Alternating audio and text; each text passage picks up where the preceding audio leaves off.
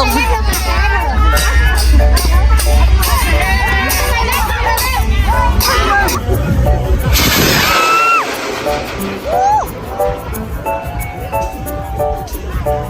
สบายดีเด้อทุกคนยินดีต้อนรับเข้าสู่ซองของมีนาซาวรวมพะบางวันนี้หลุดทุกคนเลย ชิบห้ายเนาะพากันตื่นตอนเช้ามาล้างถ้วยล้างพวกยังเรียบร้อยแล้วก็มื้อนี้ก็คือเป็นมือแห่บางไฟทุกคนเนาะสิพากันไปแห่บางไฟกำลังแต่งอะไรอยู่ทุกคนแต่งรถแต่งเนาะข้าวผู้ได้เดี๋ยวนี้เท่าไหร่อันนี้เขาหน่วยซองเขาหน่วยซองว่ะพี่ซองอันมันว่ะ3 โลทุกคนนี่นะ3 โลบ่ได้5 เส้น800 กว่าบาทใส่รถซิ่งแฮทุกคนเลยเท่าอีบาเซียรถอีแตนพร้อมสักนั่นดอกบ้านนี้มาซื้อไปแห่บังไฟนะจะไปเพิ่มขึ้นดึงเอาไปกินเบียร์เราดึงแหงว่าสแค่ทอนแนบสแค่ทำไงปัดไอ้นั้นดึงกระเป๋าอีตุยคือใครอ่ะทำไมน้องตุ๊กในกล้องของตัวเองกับในกล้องของคนอื่นไม่เหมือนกันโอ้โหดูกล้องเราด้วยมันยี่ห้ออะไรเข้ากล้องเรานี่ดำเพิ่มเบาคนเข้ากันยังเข้าคือเก่าถ้าเข้ากล้องเราบุคคลจะคนอย่างป้ากระซือบารักกับมันตาดร้อนไอ้แม่เลยแม่กินกับน้ำพริกแม่ย่าหันจับปันเดสิทาเบิ่งแมวดูแมวถ้าเราได้กินเบียร์ได้น้องยังมาเสี่ยงมีแม่เนาะมื้อนี้แค่นำลักดองนั่นละบอกแต่พ่อมันมีแต่พ่อเดี๋ยวกูไปจับมือแค่นำก็ได้เงินนำเข้าอยู่ว่าแค่นำเข้าเนี่ยมีไปเสี่ยงเงินจับมือนำเข้าให้ไปจักวางเลยอ้วตายใหญ่ขนาดเลยข้อเป็นห้องเป็นละพวกไอ้ติ๊บแล้วก็ข้อเงินพวกไปให้อันห้องใส่อีกกันบ่พวกห้องเพลงได้ติ๊บแล้วก็เอาติ๊บไปให้ทั้งห้องคนรออีกจ้อยอย่าบ้าสไตล์เศร้าเหี่ยมเป็นบักอวดพวกฮันจ้อยฮันเอาจ้อยคือพวกป้าคนเอาวันข้อบุษบา3 ซาบ่ห้องจะเคลื่อนมัดเงินเป็นแสนอีนางชุบไปทวงว่าแม่ค่อยข้อเงินมันเป็นแสนเจ้าอย่างบ่ห้องให้บุแดงบัวเนี่ยแดงก็ถึงข้อเงินไอ้เดี๋ยวเป็นตะเบิ้งห้องเพลงทึกใจงามนั่นเนี่ยแต่ยังนั้นได้ยังซอฟได้บ่นี่งามหัวใจซอฟบังหาสติมันโดนเลยบ่เป็นจังหัวใจเอาอันนั้นแม่เป็นปีเอาลิปสติกเอาแม่ไปเอาตัวน้ำมันออกพี่เอาตัวมันมีกั้นนี่นะไม่ใส่เหี้ยแม่ใส่อันนี้เอาใส่อันนี้เอาแต้มพ่อตัวจับเบอร์หน่อยแต้มพ่อมันแล้วเราไม่ได้เอามาแต่งตัวทุกคนเลยแต่ละคนสไตล์ของใครเป็นจริงได้นำกันแล้วนำส่วนเนี่ยบอกตอนนี้มันลึบออกมันทึกน้ำเพิ่งออกหมดเลยนะสินุ่งมดเด้อสู้ตายแท้มัมสุบปั๊มป้ากันว่าจะมีนั่นแล้วทำมือจังซี่ทาแล้วก็ลึบหมดนะมึงแปลกันจนสิหมดแล้วนะต้องเป็นน้ำกับข้าวเทพบอห้องพื้นตัวอันผิดเบอร์ให้มาทานะก็ห้องพื้นระบบลูกซอง60,000คนระบบกันน้ำกันนมมันเรียบร้อยบอสเอาตัวมันอันนั้นกูนี่น่ะเอาตัวกันเอาตัวมาข้าวมัดอย่างนี้แล้วจังเอาซี่เกี้ยวนางตุ๊กกระเป๋าเสื้อแม่มาเอ็ดแต่งให้แม่เลยไหมยูกตาเรียนพีกแม่บอกเอาเสื้อซี่บัวมาซี่บัวยูกตาอะไรมีอยู่โถให้อีกองแห้งแต่งยาคือกันออกมาแล้วก็ตัวนี้มันตัดยังไงเอามาตัดให้แม่เลยแต่เกลือแต้งบอกขี้คานแต้งมึงแต้งสมบัติเขาแต้งให้นอนกำลังถึงแต้มแนวนี้คนมันพบได้ประมาณแล้วมันเปลี่ยนมาเอ็ดทางลมแต่ละคนเอาหัวแล้วทุกคนเลยกอบนี่แค่พวกนำเนาะอันนี้น่าจะว่ากิบนี้ไว้บอกเอาอย่างมาทบเลยเอาอย่างทุกคนเดี๋ยวมาท่าเมื่อกันทุกคนเดี๋ยวไม่น่าไปล้างหน้าล้างตากันโอ้เขาเป็นตะมั่วเลยพ่อน่ะไม่ได้คุยเสื้อสีแดงอ่ะ อ่ะเอาแต่เสื้อแดงอะไรหมดเลย ทำวะโคตรมากเลยเสื้อแดงน่ะ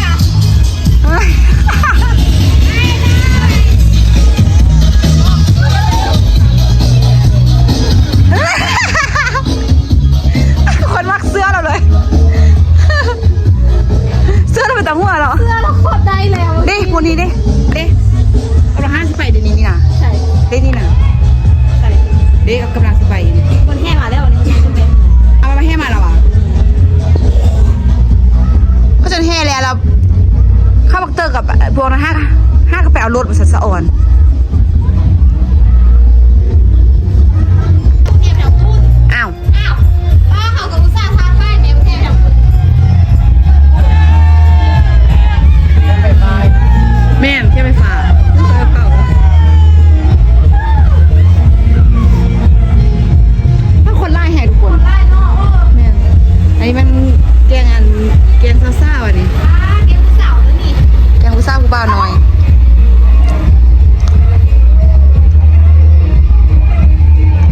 บ้านยังไม่มาเราติดตายมาเนาะ อะไรกูบานแท้มั่วจังวะวินี่แบบว่า ทั้งตาห้างรถไฟ ทางเราไปที่ทางแก้มตาเดี๋ยว ไปครับไปหมดแล้ว เรียนห้าบ้าง ตอนนี้มีนากับน้องตุ๊กก็คือเกียมโตวพร้อมเรียบร้อยแล้วทุกคน เนื่องจากว่าบ่ได้ไปแห่เนาะทุกคนถ้าว่าอย่าเห็นตอนไปแห่กะปึงซองน้องกุ๊กกิ๊กเลยเนาะเพราะว่าน้องกุ๊กกิ๊กไปมีนาก็คือแบบมัวแต่งหน้าแต่งตาให้เข้าเจ้าทุกคนเลยให้พวกแม่ๆเนาะเลยว่าบ่ทันได้ไปนำซ้ำเข้าเจ้าออกไปประมาณ10 โมงปลายอยู่แหละรถคือแบบหลายแห่งทุกคนโซล่ายเข้าเจ้าบ่ค่อยได้ขี้กายหน้าบ้านเนาะทุกคนเนาะเขาเจ้าสิไปอ้อมไปทางตัวนี้เดี๋ยวก็เข้าทางใหญ่ยังอ้อมพุ่นละก็อ้อมกลับมาคือเก่าก็คือแบบอันนี้ก็คือจะเป็นขบวนรถที่แบบเขาเจ้าแห่มาแต่พุ่นเนาะทุกคนแห่ออกมาแต่เหือแล้วก็ไปพูน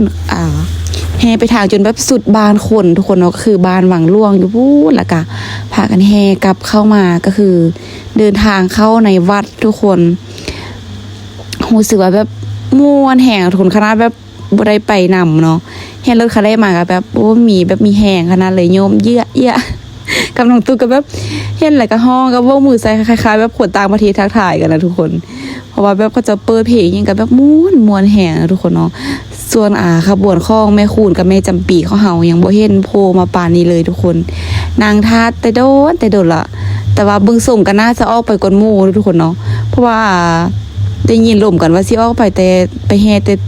8-9 โมงยังจะสิได้แต่ความจริงคือ5เขาออกไปตอน10 โมง10 โมงปลายนะทุกคนเนาะ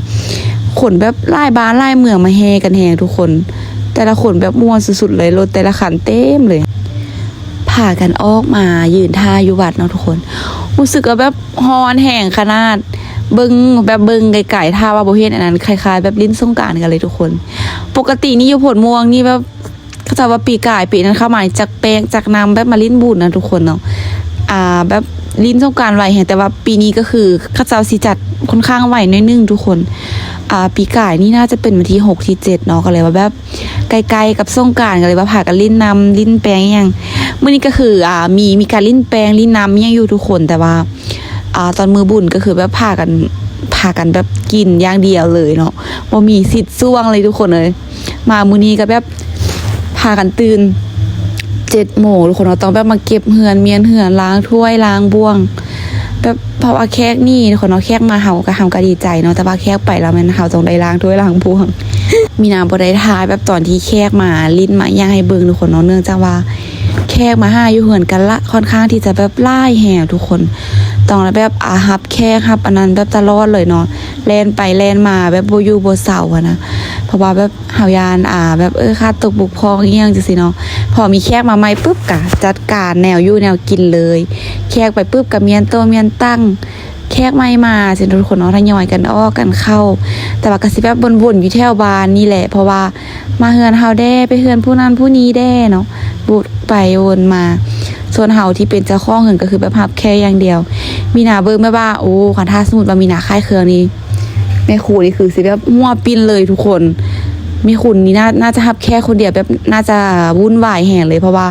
รู้สึกว่าแค่มาปีนี้ล่าแห่งนะทุกคนเพราะว่ามีหน้ากับต้นตาลอยู่บ้าน เอาง่ายๆก็คือเจ้าที่คนอยู่บ้านนะทุกคนพี่กายก็คือแบบแม่ขูนอยู่เนาะคนนอนแล้วก็ขนกับแบบบ่ค่อยมาลิ้นนำล่าอย่างสินะโมคูแบบเอียงกับบ่ค่อยมีแห้งค่ะนะแม่ขูนกับเจ้าเขาจะว่ากันตอนนั้นแบบไปดึงเอามูเอาอันคูยังเขามีปีมากินให้ทุกคนเนาะเพราะว่าเขาเฮ็ดแนวกินให้อยู่ให้กินตามแบบกินให้หมดเฮ็ดมาลายแถวได้แห้งดีใจทุกคนเนาะของอยู่ของกินเขาจะได้แบบหมดจังสินะ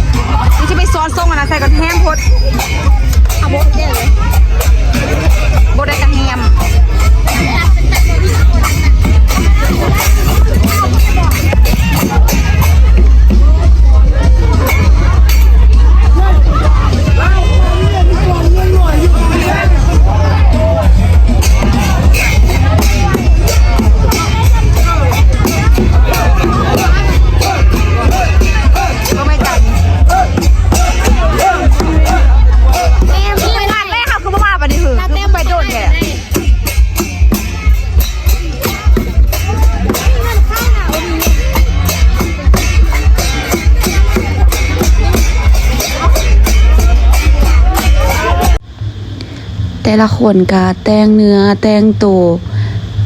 แล้วแต่คนสิแต่งเลยนะทุกคนเนาะจักสิเป็นจังไดก็มีมืดฮาวิดก็ว่าสิจับต้นตาลมาแต่งตัวทุกคนแต่ว่าเมื่อวานนี้ต้นตาลฮับแขกหนักเกินไปเนาะจนเฮ็ดให้แบบจนลุกจนบ่ขึ้นมาทุกคนจนแบบมีหน้ากระห้างกระถาได้มาเนาะถ้าว่าต้นตาลแบบลุกตื่นแต่เช้าแต่แบบทันให้เขาจะไปแห่นะมีหน้าก็น่าจะได้ไปแห่เนาะแต่ว่าอันนี้แบบต้องเบิ่งคนในทุกคนต้นตาลก็แบบ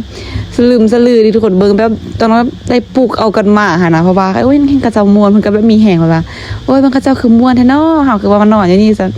ฟ้าลูกฟ้าเอาบังไฟยังมาเนาะทุกคนบังไฟนี่กาจะมีการลงทะเบียนเนาะเพราะว่าถ้าสมมุติแบบเฮาแข่งแล้วเฮาได้เฮาแล้วงอแล้วงามอย่างทุกคนเขาเจ้าสิมีรางวัลให้เนาะเฮาต้องแบบได้ไปลงทะเบียนบางละแสน1 บาทละแสนกีบทุกคนเนาะมีแบบให้มีทีมียังก็เขียนสุดซื้อเขียนทีมียังใส่เนาะจะมีแบบ2-3รางวัลนี่แหละทุกคน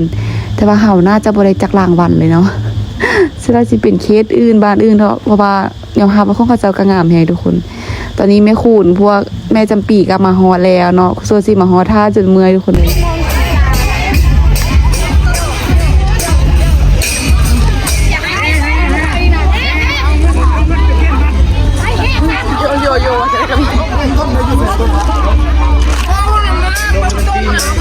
ทุกคนเลย นี่เลยบ่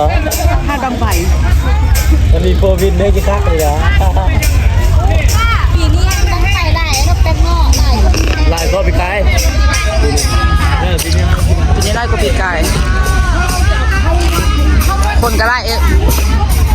ต้องลาขอเล่น ใช้แบนเก็บทรง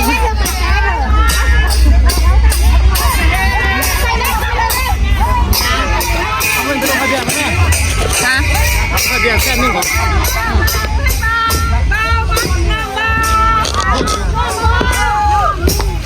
เบิดละ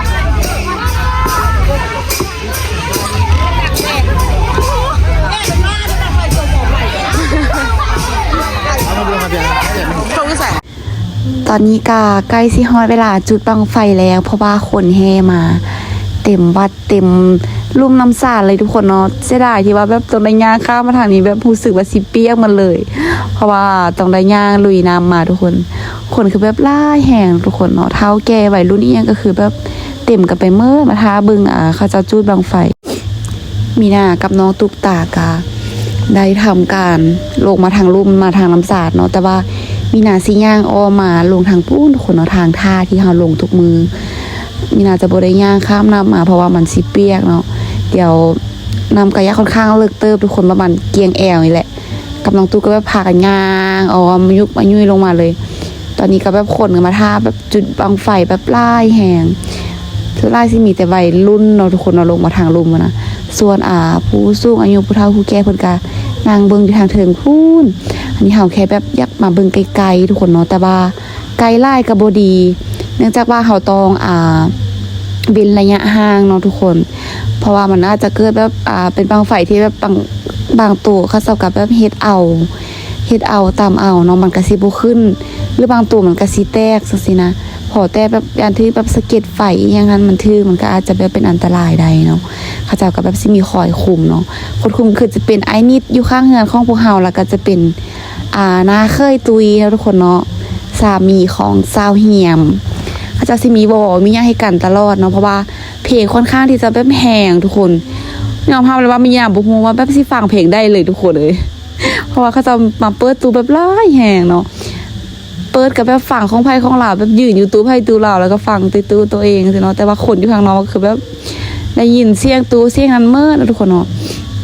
คนแต่งตัวแบบบางคนก็แต่งตัวเป็นตลกทุกคนเลยแบบเป็นผู้ชายจะได้ก็จะแบบแห่บางฝ่ายกับสีแตงแบบเป็นตลกทุกคนเนาะผู้ชายกับสีแตงเป็นผู้หญิงใส่สิ้นใส่กระโปรงเนาะมีน่าเสียดายที่ว่าปีนี้บ่ได้จับตุนตาลแต่งตัวนะทุกคนเลยเดี๋ยวถ้าเป็นปีหน้านะทุกคนน้องบ่พลาดแน่นอนเขาจะแบบจะทันนอมนิดนึงเนาะเอาไปลิ้นบุญมือบางไฟเนาะนี่เขาเจ้ากะเคียมเนาะทุกคนแต่ว่านั้นเนาะจุดตัวนี้จะเป็นจุดบูชาซื่อๆเนาะทุกคนเห็นตัวที่มีนายึงขึ้นไปบ่เป็นบางไฟของเขาเจ้าบ่ขึ้นเนาะมันขึ้นไปจิ้วแล้วมันตกลงหันเลยจังซี่เลยทุกคนจังแบบจังเป็นระยะห่างไกลๆน้อยนึงอะทุกคนแบบจับบางไฟยืนกันเต็มน้ำสาเลยทุกคนบางไฟรู้สึกปีนี้ว่าลายแห่เนาะเขาจะเว้าน่าจะมีประมาณ30-40ปีเลยทุกคนถือว่าแบบลายแห่เนาะปีกายน่าจะบ่ลายซ้ำนี้เนาะเขาจะว่าปีนี้แบบคนลายแห่บางไฟก็ลายอีกจังซี่นะเอาง่ายๆแบบมื้อนี้เป็นมื้อรวมญาติเลยทุกคนเลยอยู่บ้านอื่นบ้านไก่อยู่ไสที่แบบบ่ค่อยเจอหน้ากันก็มารวมกันอยู่นี่หมดเกี่ยมจุดแล้วทุกคนเลยมีโตขึ้นแด่โตบ่ขึ้นแด่เนาะมันก็สิแบบสร้างซีซั่นให้ไปหน่อยนึงแล้วทุกคนเนาะเพราะว่าถ้าสมมุติของไผทีบ่ขึ้นเนาะรู้สึกว่าแบบก็สิยักอายๆนิดนึงนะทุกคนเนาะบางคนก็แบบเฮ็ดซื้อมาแต่ว่าเฮ็ดน้ำเฮ็ดอีหยังมันบ่ได้ก็มีเนาะมีการส่งสัญญาณกันทุกคนเลย1 2 3 1 2 3แต่ว่าบางไฟก็บ่ยังบ่ขึ้นจักเทื่อเนาะนี่คักแฮทุกคนอันนี้เฮามาเบิ่งอยู่ไกลๆเนาะอาจจะบ่เห็นลายเนาะว่ามันไปตกอยู่เป็นแล้วได้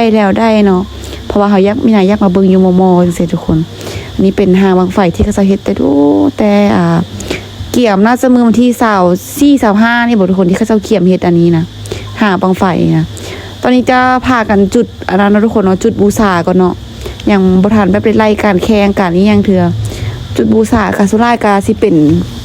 บางไฟที่เขาเจ้าเฮ็ดเอาเนาะทุกคนเฮ็ดบางไฟนี่ก็รู้สึกค่อนข้างว่ายากเลยเพราะว่าเฮาซื้อเอานี่ก็ค่อนข้างที่จะแพงจะสู้แหงทุกคนแต่ว่ามันจะขึ้น 100% เลยเนาะตัวที่เฮาเฮ็ดเอามันก็จะแบบขึ้นแด่บ่ขึ้นแด่บางเทื่อก็แตกบางเทื่อก็แบบไฟไหม้ไฟจังซี่นะ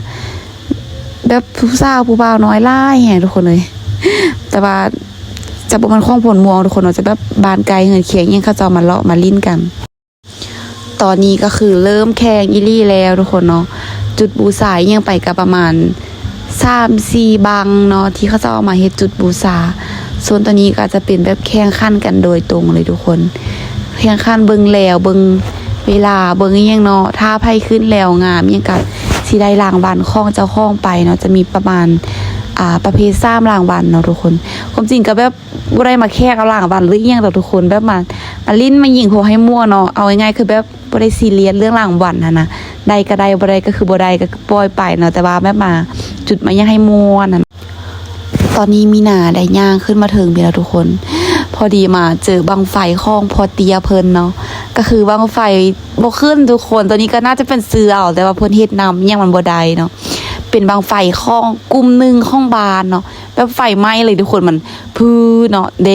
ถ้าสมมุติว่าไผที่แบบบังไฟบ่ขึ้นหรือว่าอีหยังจังซี่ก็สิถือคนจับโยนลงน้ำเนาะทุกคนโยนลงน้ำอาบน้ำดำน้ำขิงเปียกมืดขึ้นแต่แบบจะเลี้ยวลงมาเลยทุกคนเลยแบบประตะมวนแบบเป็นซีซั่นแฮงคนก็แบบเฮกันสิแบบโอ้ยบ่ขึ้นจังซั่นจังซี่น่ะคลิปนี้อาจจะบ่ค่อยได้เห็นมีหน้าเลยทุกคนเพราะว่าแบบบ่ได้ถ่ายเอาตัวเองเลยน่าจะว่ามาตื่นเต้นฟ้ามาเบิ่งบังไฟแฮงทุกคนเอ้ยเป็นปีแรกของกันมาลิ้นบุญบังไฟอยู่พลม่วงเลยทุกคนเพราะว่าปีกายเฮาอยู่พูนเนาะบ่ได้มาลิ้นนำปีนี้ก็เลยว่าแบบอยากม่วนๆนิดนึงทุกคนอาจจะลงคลิปซาก็งูเด้อเพราะว่าน่าจะภาพตัด คนอื่นลงคลิปเมื่อเราส่วนมีหนาอย่างแบบยังห้ากับมันลิ้นบุญบังไฟข้าวซาวก็แบบบริเติมพลังเต็มที่เลยทุกคนเนาะเพราะว่าอย่างแบบเกิดอาการแห้งๆอยู่ค่ะนะก็เลยว่าแบบฟาวเนาะฟาวโคตรมาวัดไล่แหงก็เลยว่าฟาวมาเบิ่งเป็นตามวนแหง แล้วก็ที่ มาประกาศรางวัลทุกคนเลย เขาได้ออก รางวัลเอง อัน อ่ะ ดับที่3เนาะอันดับที่3เลยแกไล่แกทิม